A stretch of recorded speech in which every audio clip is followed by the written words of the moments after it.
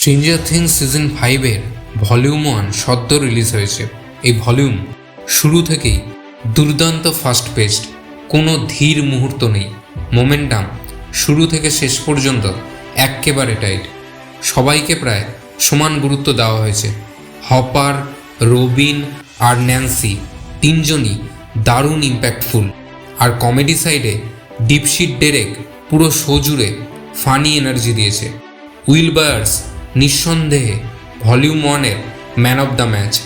4 season ধরে তাকে কেন আড়ালে রাখা হয়েছিল, এইবার সেই প্রশ্নের স্পষ্ট ও সলিড উত্তর পাওয়া গেল।